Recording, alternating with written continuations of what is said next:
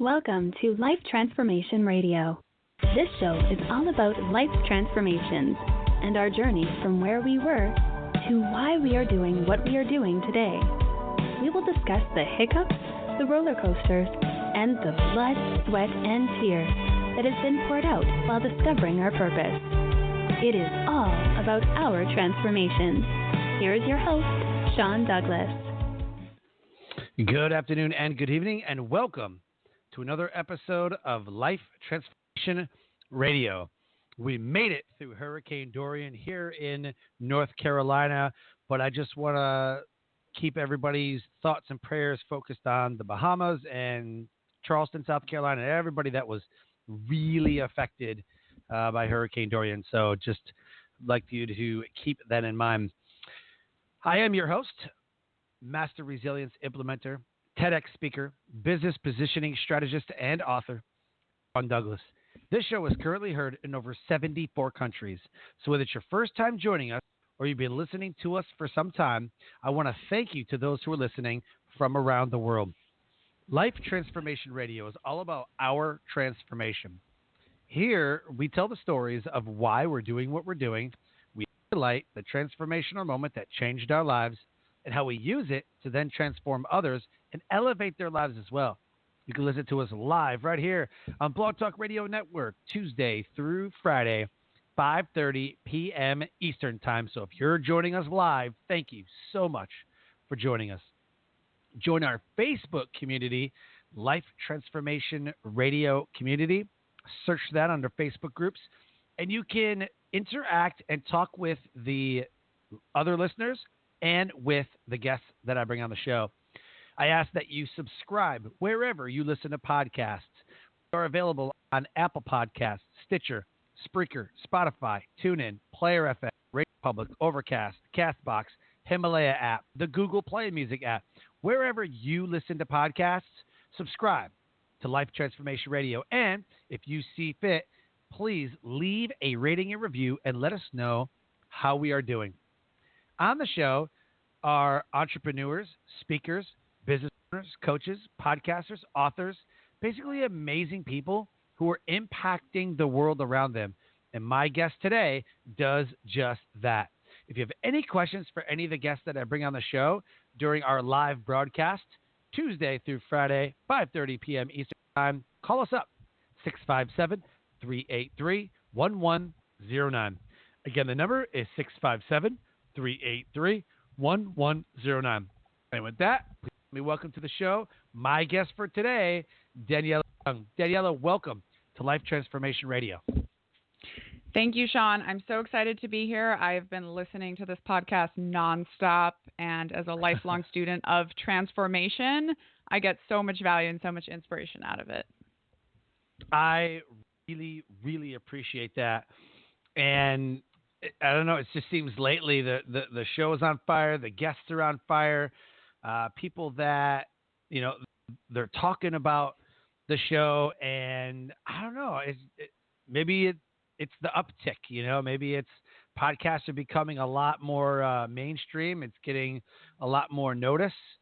But I love having this show and bringing, especially, military veterans and speakers and things that, I really love, and I get to have them on the show, have a conversation with them. Super, super pumped to have you here. So again, welcome. Thank you. All right, so let's get into it. The title of the show is Intentional Growth Culture Strategy with TEDx speaker and Army vet Daniella Young. After surviving a childhood in an intense religious cult, Daniella Young became a captain in the U.S. Army and one of the first women to participate in deliberate ground combat during the Army's efforts to integrate women into combat roles. Today, she is an organizational development and culture strategy consultant, a TEDx speaker, and a leadership coach. She helps CEOs and business leaders develop and employ an intentional growth culture strategy in their organizations. She gets very granular with her clients on how to strategize and execute a culture strategy, as well as how to employ tools, tactics, and checkpoints along the way. so that they don't get off track. Daniella has unparalleled insights into organizational behavior from her unique real-world experiences. Daniella is also the host of the cavnessHR Culture podcast, which we will definitely dig into more, where she interviews standout leaders across industries and sectors to learn their best shared secrets for cultivating culture and developing the leaders of tomorrow. Her website is Cultural Forte, Forte, culturalforte.com. Right there in the show notes. Click on LinkedIn, Twitter, and the Facebook and Instagram and connect with her. Let her know that you heard her episode on Life Transformation Radio. So with that, Daniella, you listen to the show, you know what's coming. I got to ask, what is your why? Why do you do what you do? It's a great question. I love listening to all the answers. So, Sean, I've been living in organizations all of my life. I went from a cult to college to the military to a giant multinational company to a nonprofit to a startup. And it was like incredibly super broad experience, but what I've noticed the most are the similarities and not the differences. And so the ways that people act in groups and the ways that organizations develop. And then I also learned, from my time in the military that it's really hard to get to where you're going without a map and a plan, whether that's a personal transition or whether you're, a business leader trying to create major culture change. I've learned that if you ask any business leader if culture is important to them, they say yes. But then when you ask to see their plan, they sort of stare at you like you have spots on their forehead. And so I've, realized that helping business leaders to develop this nuanced understanding of organizational behavior and then how to actually put down the basics of a plan for a culture intentionally that they want to get to is sort of such a fulfilling and crucial way that I get to influence the world around me and the happiness and satisfaction of people around me. And, we all spend most of our waking hours at work. So healthy workplaces are, very important to me. Oh, 100%. And I totally understand about the organizational culture. I've always said that there is no retention problem in the world. It's a result. People want to track their retention problems. Say, oh man, we got a retention problem. We can't keep people in the job, or we can't keep people in this organization or in this company. I mean, people are leaving in droves, and well, why is that? And it usually comes down to a few factors: toxic culture, toxic leadership, or unfulfillment. Usually the big three. And unfulfillment can take on many shapes: pay, workload, leadership roles, management. Maybe they feel like they should be a manager, or maybe they feel like they could be a better manager than the ones that they work for. But in any sense, those are the three big ones that I've seen as far as retention. And I want to get your thoughts on that. And I always say that you've got to change the culture. Just because a new leader comes in and he gets merged into the fold does not mean that morale is going to come, that awesome workplace, whatever is going to happen, camaraderie, whatever you want to call it, like it is in the military. You have to change the culture. So your thoughts? Yeah, exactly. To the point of retention, I get asked a lot by business leaders, okay, cool, like we want to do this culture strategy, we want to define our values, but how can we do that without losing people? And the answer is, well, you're probably going to lose some people, because if you haven't been operating under a specific set of values and hiring, firing, and promoting based on those values, then by definition, you have the wrong people in the wrong roles, right? So there's definitely a growing pain to getting everyone, right people in right seats and getting, that part of your culture. And then the other thing, sort of that you mentioned is that culture is really complicated. One of my favorite definitions is the culture in an organization is an index of every interaction of every member in your organization. And I love that definition because it makes it really clear that there's no easy button. This is a huge topic. And you mentioned the military. I was in the military too. And people love to say, oh my God, like that camaraderie. But there's a significant onboarding process to becoming a member of that organization. And we do so much work on values and on culture. Mm-hmm. Not that it's perfect, but like there's a plan for that. Right. All of that goes into that. And that's where, again, the retention is just this one tiny part. It's a symptom, but it's not a disease. Like you don't fix it on its own. Right. Exactly what you said. Yeah, you can't fix retention simply by attacking the retention problem. Like I said, like it's a result. If you ask people like, well, why are you leaving? For these reasons. Like it's not a retention problem. People leave because of other deep-rooted issues. So if you don't attack those deep-rooted issues, then it's going to continue. It's like when certain duty stations I was at in the Air Force, you have the good old boy system. So there's a huge, especially as maintainers, there's a huge good old boy system. The same guys get hooked up and get to leave work early. The same guys get to get hooked up and not go on this deployment or go on this amazing TDY to, I don't know, the Bahamas or the Bali or, wherever, and it's like, well, why are we playing favorites? Like it because that's the culture, because the good old boy system is fully in place. And I've been to some duty stations where everybody is equal. They don't play their favorites. If anything, they say, if you work hard, you get rewarded. How do we determine who's going where? Because if you work hard and you're not a bag of crap, then you're going to get rewarded. So it just makes people want to work that much harder. On the other hand, you've got lower ranking people who you got some amazing leaders out there who are working their butts off, and it's always the leadership fault. My definition of leadership is someone who builds up other leaders around them and is training them to take their place, right? Then you've got people who are the lower ranking and they create a toxic environment. So there's that. Agreed. And I would definitely say that, part of the reason that I ended up getting out of the military was the culture for women in the military. I was highly involved in that when I was in the military. I'm very proud of my service, my veteran status, and sort of like what we achieved with, changing combat culture and all that. However, for me, after 6.5 years, I was like, okay, I'm tired. I'm passing this baton on to the next, the next young, incredible women. And now I'm going to go address the culture for military spouses, which is part of what I'm doing now. Man, talk about a group that's left behind.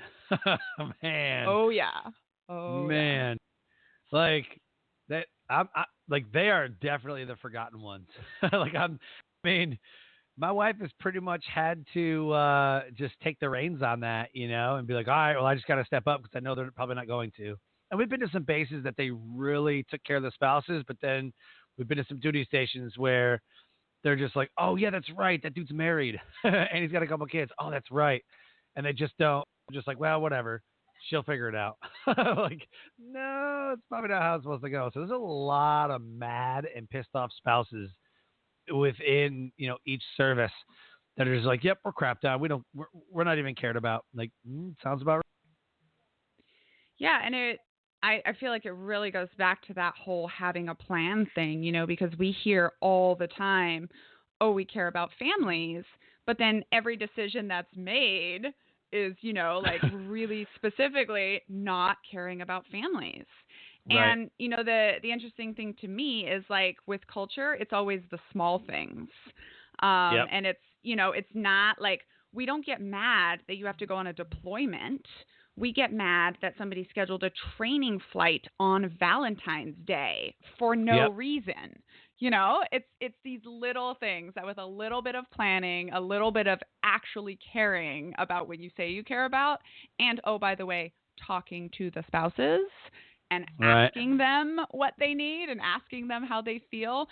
Someone here in Washington State, they did this interesting survey to military spouses, and they said, what bothers you the most? And what came out of that was they're like, we're tired of being referred to as and spouse.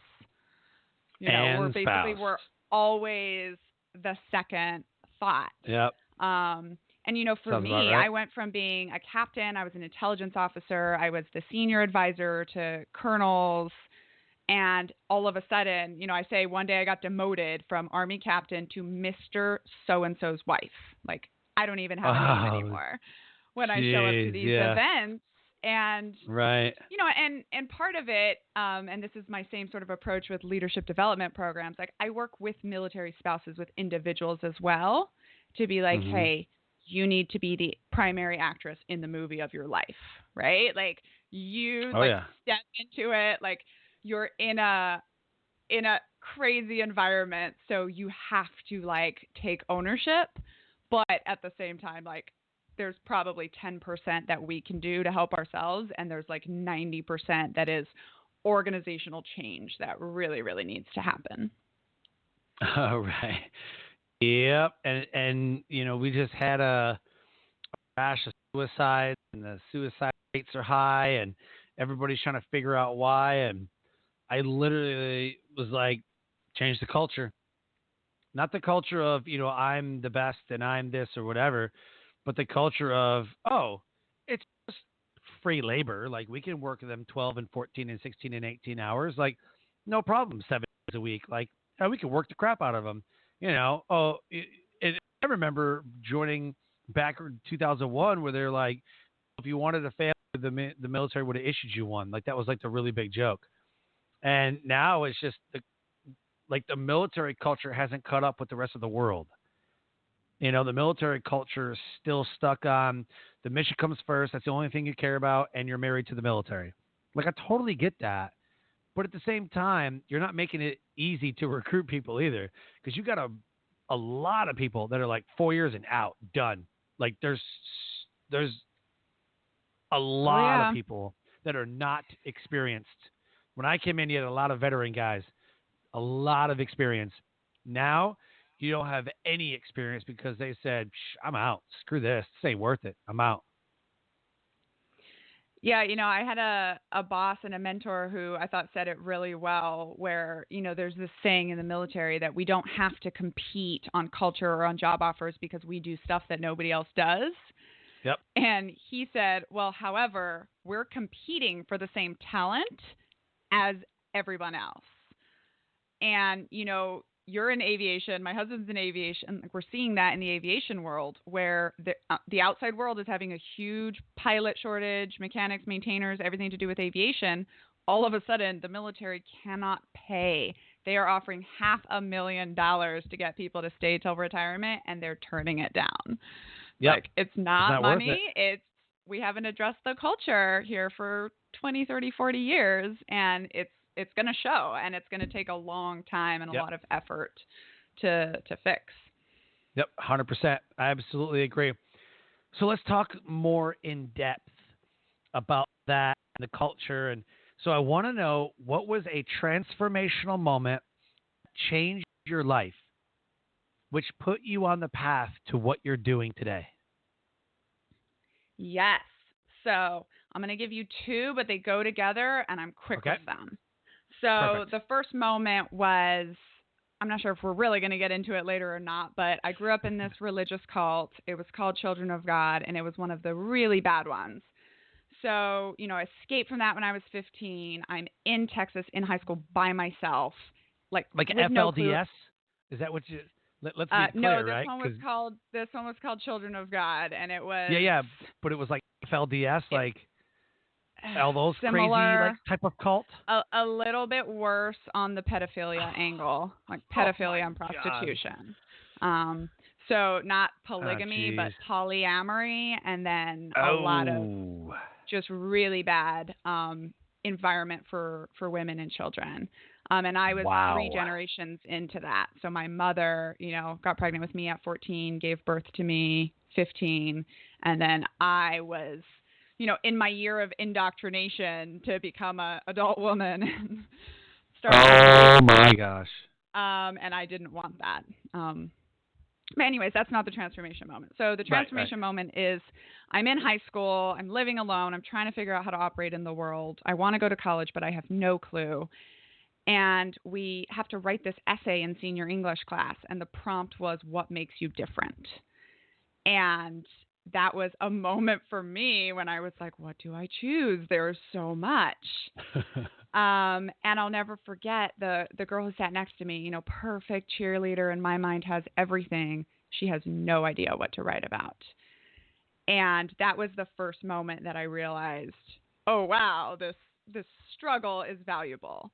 And I ended up, the whole school sort of rallied around my essay. It was about how I was raised in the cult. And I ended up winning $24,000 in scholarships and sort of going to college, getting to change my whole life.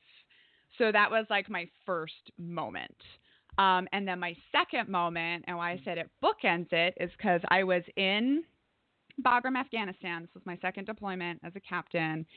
And I hadn't really shared my background story. And I finally shared it with my sort of senior boss, who was this Army colonel, who's a mentor of mine. And he, I'm very used to hearing like, your story is amazing. It's powerful, on this personal transformation level, which it is 100%. Mm-hmm. But it's mostly sort of how I overcame and how I got past it. And this man said to me, Daniella, do you realize the value of your experiences from knowledge about organizations and human behavior and culture and leadership and all of these things, right? That, now that I've been looking at it, like, yeah, you're right. I have 32 years of experience in organizational development in some of the world's most extreme, right, organizations. Oh, and yeah.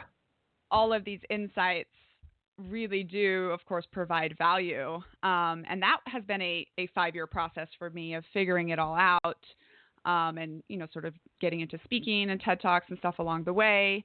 But that was really sort of what set me, so first it was like, oh, your experience has value. And then second, it was like, your experience has like sort of corporate value, a way to influence the world on this large scale. And that was really, a big moment for me. Wow. That's absolutely incredible. And I would agree with that Army colonel that you have a perspective on the world that not many people have, because you've been in those extreme environments. And there's a culture in each of those and behavior in each of those that is displayed and is acceptable, right? So when you go to college, we're partying, drinking for the first year, you're away from home and, whatever. Time to live life, right? Everybody talks about, oh, that college experience, boy. Let me tell you, I'm up at college, And then you got the military, which is another whole extreme, because there's not a lot of people in the world that do what we do, especially the Army. And you're supposed to act and commit a certain way, and it kind of is a cult mentality. I've done research on this just to see the similarities between cult behavior and military behavior, and it's almost the same parallels. They just kind of let you leave. They don't try to guilt you into staying as a whole, maybe your boss or do does, they well, yeah, I was like, maybe your boss does, but usually they're like, oh, what, you're not staying in? Like, come on, man. But it's not, it's not that it's not this intense pressure. I know in the Air Force, they were offering pilots like stupid money, like $200, $250K. So it's like, stay in for another couple of years and come on, because all these Air Force captains were getting out and going flying for Delta, getting paid big money. Yep. And all the air traffic controllers do 4 years in the military, get all their certifications, then roll right into a $100K job at some airport, Atlanta, Chicago, whatever. And I never got a bonus in the military until like a couple of years ago. re-enlist, and they're like, hey, we're going to offer bonuses. I'm like, what? Like, I've never gotten a bonus. This is great. So it's like, heck yeah, let's stay in. It's like, man, do I get out? It is always a conversation like, do I leave? Do I not? I don't know. And then we see a lot of the veterans that get out and they want to go back in. They're like, maybe I don't want to do it out here. And there's a whole other culture, on top of it, that people who get out of the military now figure out how to function without being told what to do 24/7. So there's another culture.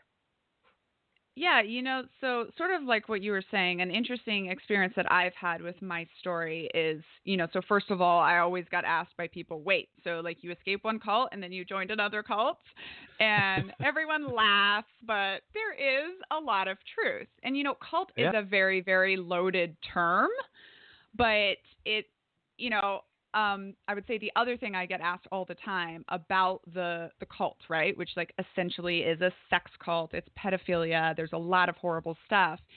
And from the outside looking in, people think like, oh, it's obvious. You walk away from that. And everyone that's in that is super messed up. And they're like, how is it possible? And I mean, the answer is, what I would say is like, you can't spell culture without cult. Like, exactly. Some of the basic needs of human beings are connection and community, and cults do that really, really well. And the military does that really, really well, right? Oh, yeah. And it's, for me, so I kind of, I'm writing a book about this now, and one of my key scenes is like, I don't know if they do this in the Air Force, but in the Army, like you get off the bus at basic training and you have to hold this 50-pound duffel bag above your head for like 2 to 4 hours, right? While you're getting yelled at. And I mean, of course you drop it and you pick it back up and you're getting yelled at and it's crazy. But like you're participating in this thing that is completely unreasonable, right? Like any rational human being would walk away from this, and you push yourself through it. And people in those first days of Army basic training, they either try to commit suicide to get out, or something just sort of breaks in their brain, and now you're a member of the group. And there's this wonderfully powerful psychology quote that human beings will do almost anything to fit in with a group that they're a voluntary member of. And, and when I give these talks, right, to corporations, like it's like workplace culture, right? And I put that up there, right? They will do almost anything. And I put up a picture of like this old man cult leader surrounded by 25 like young girls, right? And then a picture of, the cemetery at Arlington, or some of these very honorable things that we've seen soldiers do for their country, but also for that group, right? And it's almost anything. It can be good, it can be terrible, it can be anywhere in between. And that's, I think this really important concept for business leaders, that like groups have a DNA and human beings function in a very prescribed ways in groups, which is to say they want to fit in. And so if you know that, and if you truly, truly believe that, you're going to be able to create all of the good culture things that strong communities do without creating the downsides. Right. So if we're thinking of like group identity or team spirit, like those are amazing things that human beings want and need. Group identity is the exact other side of that coin. Wow. Or not group identity, group think, right? Group think, not questioning, like that's the other side of that coin. Right. And so, you can be with all the best intentions in mind, which by the way is how every cult starts. You're pushing towards this amazing end, and along the way, you create this silo of groupthink and nobody questions, to the point that you tell everyone to kill themselves and 1,000 people do, right? Like in Jonestown. Yep. People and, like Tammy Faye Baker. Yeah, and it's even I've even noticed that cult terminology is very big in the business world right now. Like people will say drink the Kool-Aid all the time. And the concept is okay, but at the same time, like this is a reference to mind control. Where we do want the brotherhood and the sisterhood and the teamwork, like we don't want the group think, and we don't want the silos, and That's how you For start sure. going in negative places. That's how, Germany in World War II became what it was. Oh, yeah. I am fascinated. And when I mean fascinated, I might think of infatuation. But I am fascinated by groupthink. I just don't want to take the time to go to school. I just want to do independent research like on my own. First of all, because I Yeah, think college is an absolute sham. And I would never pay for college because it's just a sham and big business. so But what anyway, I'm that's doing just my. next. I've been doing about 5 years of independent study on this, and finally I realized, well, if I'm going to spend another 5 years teaching myself on this, I might as well do it in the context of a school and get a PhD out of it. Yeah. Yeah, But if you want to get a job, college is great also if you want to get a job. But also the military is going to pay for my PhD. So, Well, 100%. 100%. Yeah, I'm just not okay with student debt. I'm just not. You're going to spend 50 to 100K on a college degree with a piece of paper that says that you're certified to do something, or not even certified. You're knowledgeable on the topic. And I'm not talking like lawyers and doctors and things like that. I'm just simply saying somebody who goes for an art degree or a literary I don't study. know. Yeah, like photography or like entry level computing job, is going to spend, $35,000 to $50,000 to upwards of $80,000 on a 4-year bachelor's degree to go get an entry level job, $30,000 a year. Really? Well, and that's another example of groupthink, right? That's, in our country, every child is supposed to grow up to go to college, no matter sort of what they actually want to do. And I think, for me, one of the things that was beneficial coming from a crazy world and not knowing how to groupthink like an American, I sort of examined college, right? Like I wanted to go because I wanted to learn logic and history and some of these things that I had no clue about. But at the same time, I was like, nothing I want to do in the future is going to be enabled by this degree. So I'm just going to get a degree that fascinates me and do really, really well, right? Get a 4.0. And then go on either to grad school or in my case, it was, to commission in the Army and blah, blah, blah. Yep. And I think, speaking of veterans as we have, this is especially one of the things, right? We get out of the Army or the military, and what's the group think there? You have to go back to school. And especially with transition and transformation, and you especially see this in the officer corps, it's like, oh, I have to go, I'm not getting a job. And we don't stop and think like, oh, it's because I'm not communicating correctly, I'm not networking correctly. We think, oh, I just need more education. And so we go back and we get a pretty useless MBA, and then we're back in the same boat, still not able to get a job because we haven't ever transitioned correctly and, transformed our thinking and gotten out of that sort of groupthink model. We just went to another one, which was business school. Yep, absolutely. 100% agree on that. Have you ever seen the TEDx talk where the guy, I don't remember what his name is off the top of my head, but there's a TEDx talk out there that he explains the groupthink mentality using a video of the kid that is dancing in the field at a concert. They're in the grass, and he's really being ridiculous. Like he just sucks at dancing, and he looks stupid. And so he explains everything. And what's everybody thinking? Everybody's thinking that, wow, look at this guy. Look at this loser. I wouldn't be caught dead standing next to him. And then one person does. One person takes a brave stand and says, I can't let this guy perish like this. I can't let this guy, what does he call it? I can't let this guy go out by himself, right? So now two. Two is a couple. They're being silly. And then a third stands up. A third becomes a group. Is a group. Yep. A third becomes a group. Now that there's three people, you start to see the mentality change. And it took a while for that second person to show up. It took even shorter for that third person to show up. And when the fourth person showed up, then it becomes a movement. Then you start to see big change. Then you start to see 5, 6, 7, 8, 10, 12, 15, 18, 20, 25, 30. All of a sudden, you're up to 40s, 50s. Everybody. And now the culture changed. That one kid started a movement. He started a group, and he started a group think. Everybody is thinking the same way as that kid now. And now the guys who thought that, oh, this kid is stupid and this, that, and the other way, is now on the outside of the group think, and now they're the outsiders. There's a tipping point. I don't remember how many people it was that said once you reach these many people, but it's a tipping point. And I know there's a study out there, the law of innovation and law of innovation and diffusion of innovation. That's what it is.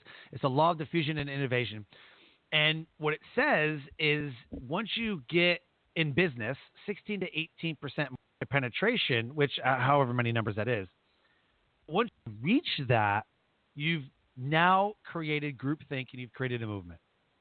And I think it's the most fascinating thing to watch when he is talking about they're thinking this right now. Now that there's 25, 30 people there, now the thinking has changed. This guy has leverage. The other people who are missing out have leverage. Now there's a fear of missing out culture that's been created. It's absolutely fascinating.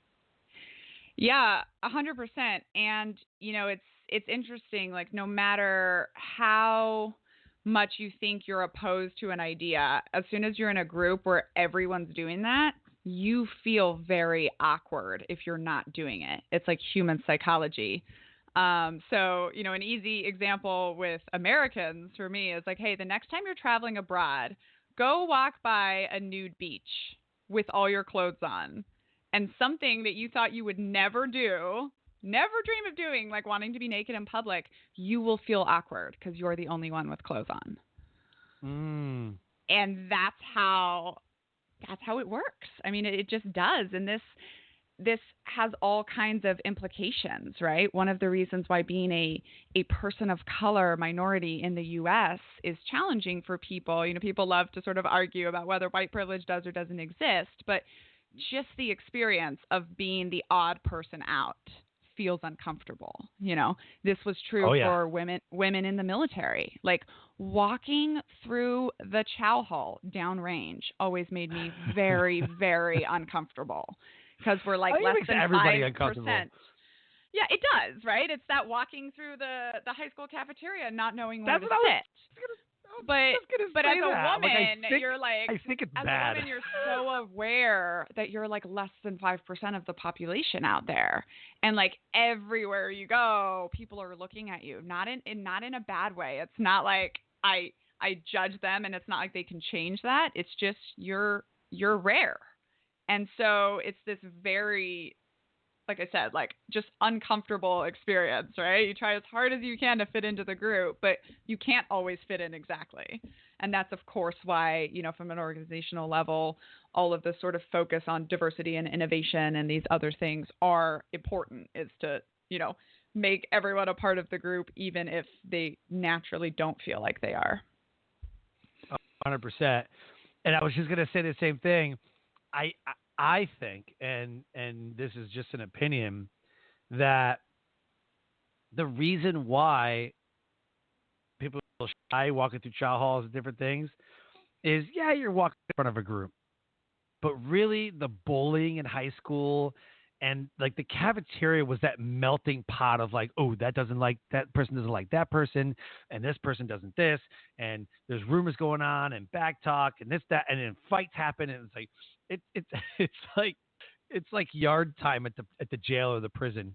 It's like, man, you got to get all these groups together and the cliques that are formed, and the nerds don't like the jocks don't like the nerds, and it's like all these different cultures and these little cliquey groups and stuff like that.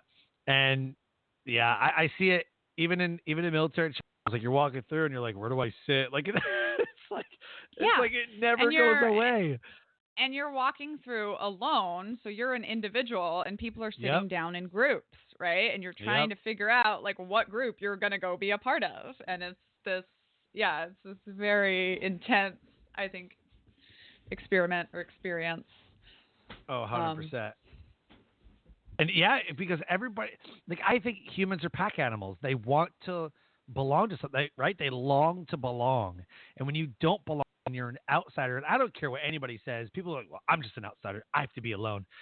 No, there's a reason why you don't want to be, maybe you don't get along with groups of people. Maybe you're just like a one or two friend type of person. Like, hey, great. But you literally cannot be alone. I don't know. There's scientific studies that have been done on people's brains. And it's like, we just can't function by ourselves. You need other people. We're like wired that way.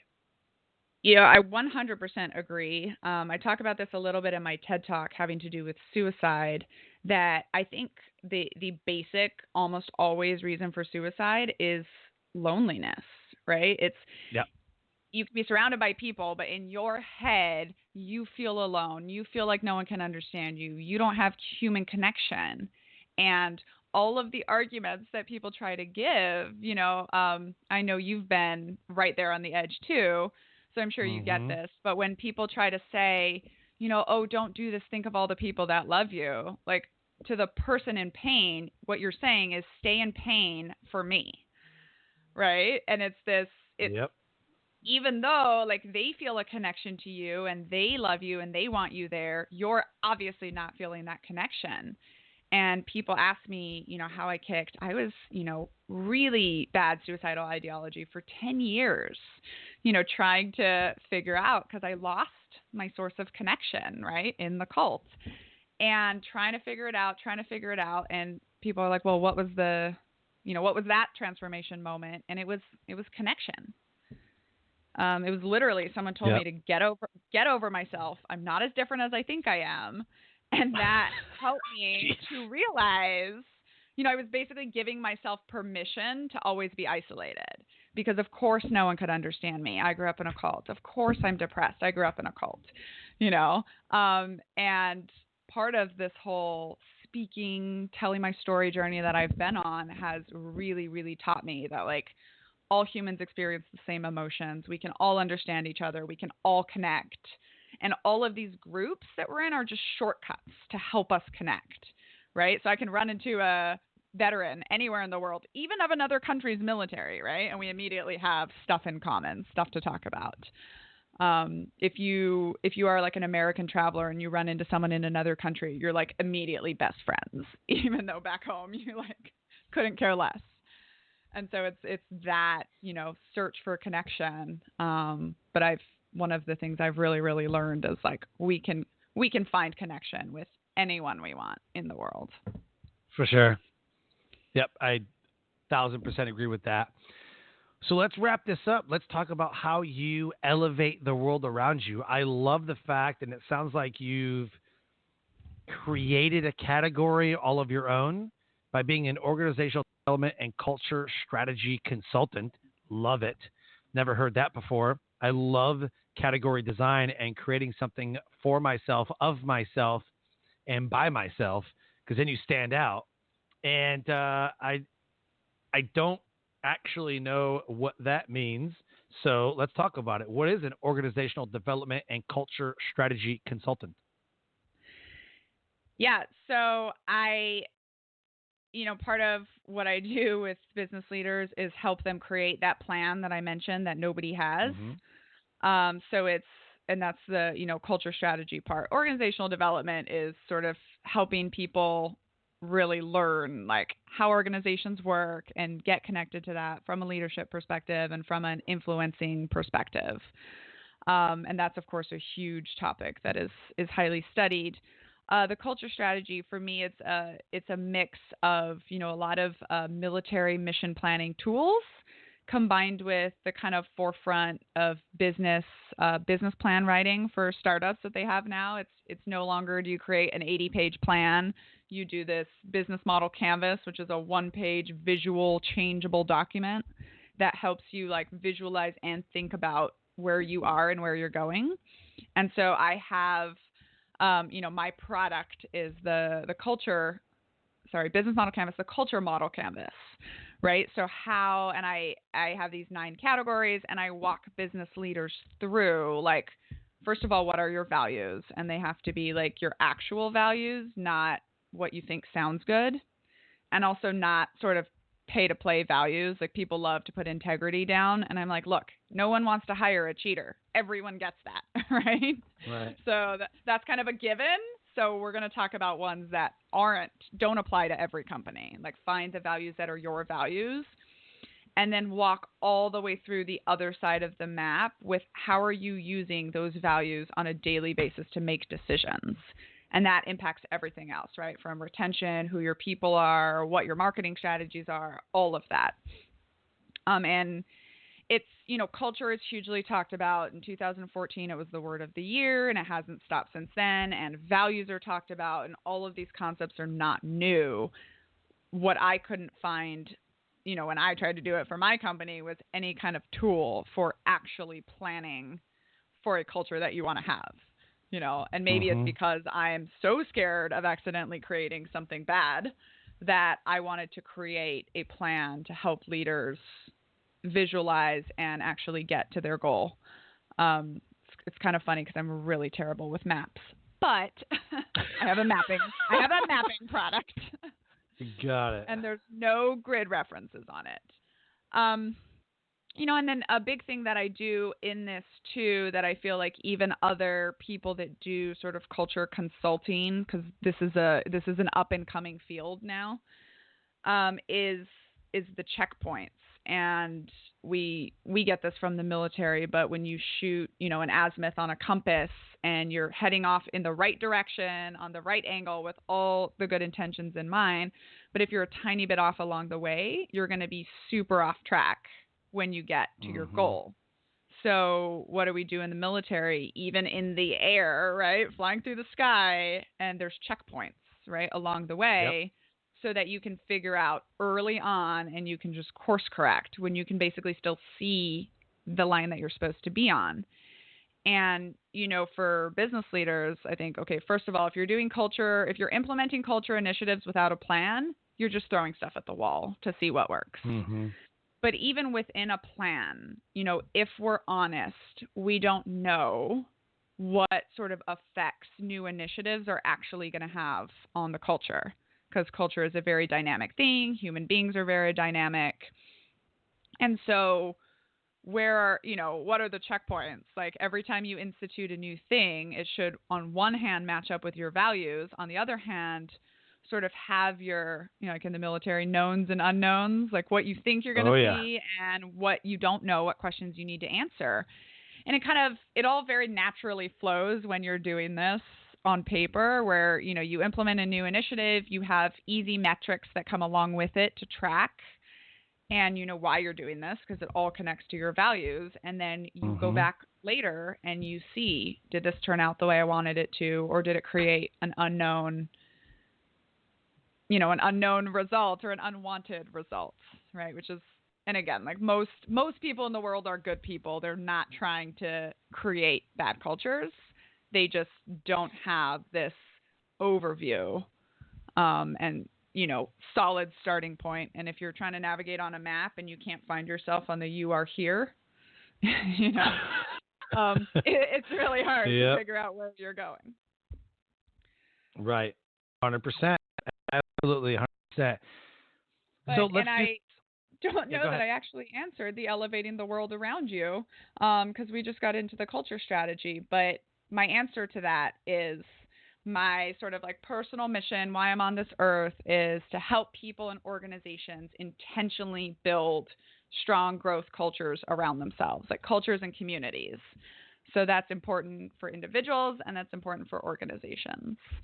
And I love, I could talk about it all day long with anyone in really from any perspective. And I found that the value of my extreme story, does happen to be like, hey, like, there's a little element of like, well, so you think you've been through something hard? Like, or that story you told on your last podcast, right? Of the soldier that jumps in the hole and says, I know how to get out. And yeah, so that's sort of my purpose is, I know how to get out of complete isolation and intentionally build like a strong culture around myself, and I can help other people do that. Perfect. I absolutely love that. And I think that is very, very necessary. I always tell people to think about marketing to the seasons of life. Everybody forgets it. There's somebody getting out of the military, somebody going from high school to college, from college to corporate, newlyweds,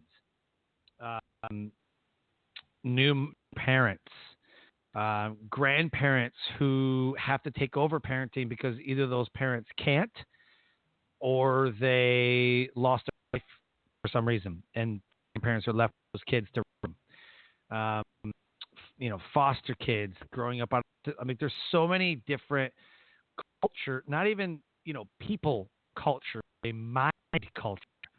And we just forget, as a newlywed, you have a very different perspective or feeling of the culture than I can't do this as a single guy. Like I can't do, it's like we see when people get promoted, your friends get promoted, but you don't, or you get promoted and your friends don't. You get to another tier and you're like, look, man, like I'm just kind of in another, like you start to keep track of people and you don't really hang out with them a whole lot because you have gone up in rank, but they haven't. So it's like, can't really do those things.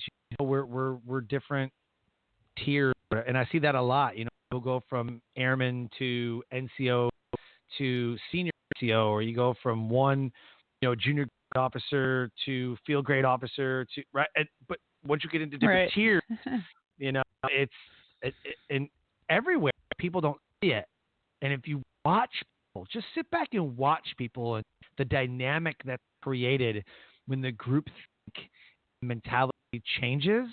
We don't do the same things we did, you and I. We don't do the same things we did when we were single. We can't do those things because married culture says we can't. And then when you become a parent, you can't do things that non-parents do. Like, I'm just going to drop my kids off wherever I feel like and go out and party somewhere. You just kind of can't, you got to find a babysitter. Maybe it's not the right time. Maybe the baby's sick. Like, there's a lot of stuff that just doesn't happen anymore.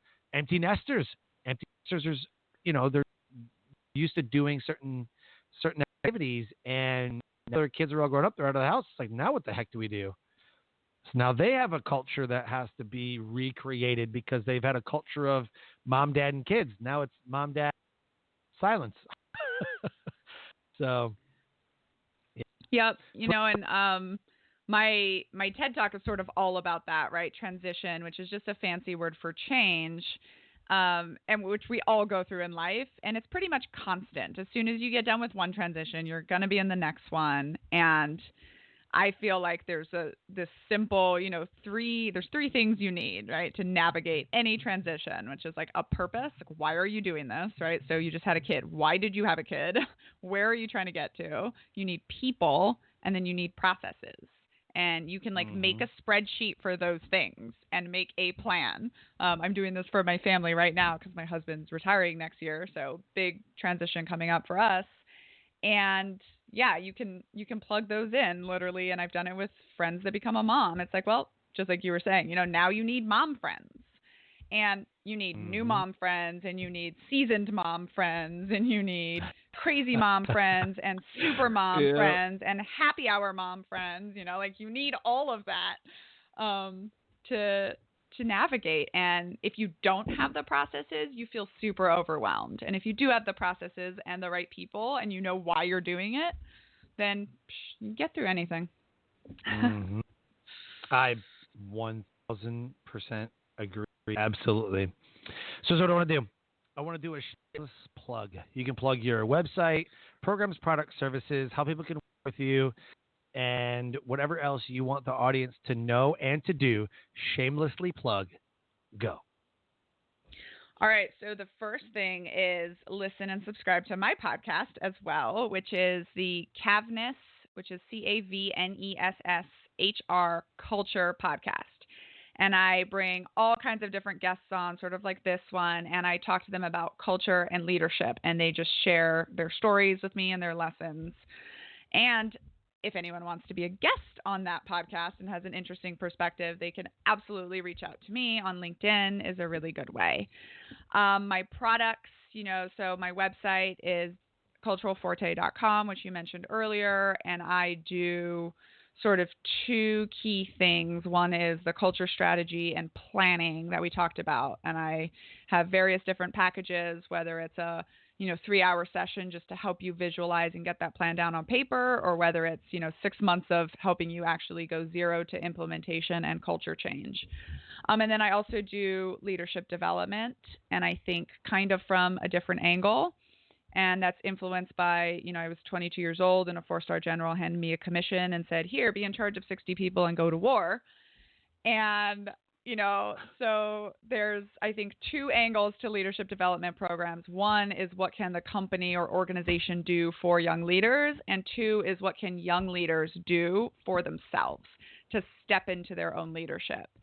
And, for all of the flack that millennials get, millennials are incredibly self-motivated, right? And part of the lack of patience that we're known to have is because, I didn't want to wait 7 years before I could become a major, before I could get into the job field that I wanted to.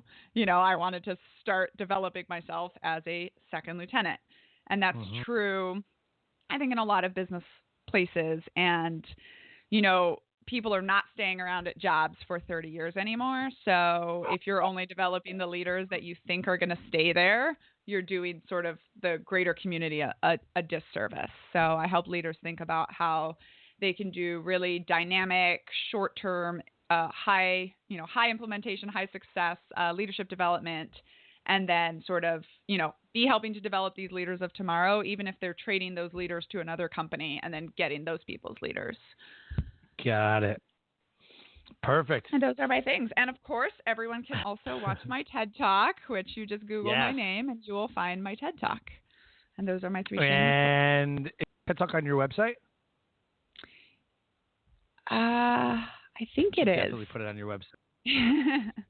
You should definitely do that. It's definitely on my LinkedIn and my Twitter and my Facebook. Oh, for sure it's on your LinkedIn. I know for sure it's on your LinkedIn. That's how I saw it. Definitely put it there. So absolutely incredible. And I love what you do. I love the topics, in leadership, groupthink. I was a instructor for Air Force basic training, so definitely get into some groupthink and some cultural stuff. And I think it's absolutely fascinating. I'm completely fascinated with human behavior and what motivates them to do or exhibit certain behaviors. Like, what are their motivating factors? Why do they make the decisions that they make? And I just, that's the stuff I love. So I want to thank you for being on the show. This was an absolutely incredible and informative conversation. Something that I'm really passionate about, and didn't even actually realize how passionate I was until we got into the conversation, or even how knowledgeable I was. So thank you for telling us exactly what you do, your story, and how you elevate the world. So thank you so much for being a guest on Life Transformation Radio.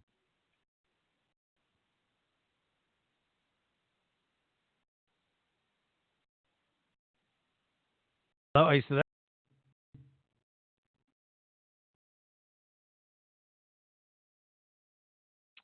All right. So with that, we will close the show.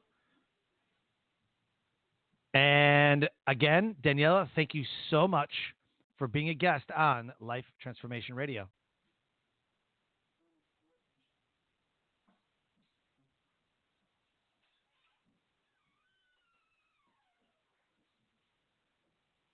And we close the show by saying, live your brand. Find opportunities every day to live out the core values that you hold deep in your heart. And I call this living your brand. If anything resonated with you today, please connect with Daniella. Connect with Daniella at culturalforte.com. Link to Twitter, Facebook, Instagram, all right there in the show notes. Connect with her. She is absolutely doing incredible things in the world. And please subscribe to Life Transformation Radio wherever you listen to podcasts. And while you're there, search for her podcast, the cavnessHR Culture Podcast. Subscribe to both of our shows and leave us a rating and review. Let us know how well we're doing. And with that, until next time, live a great life.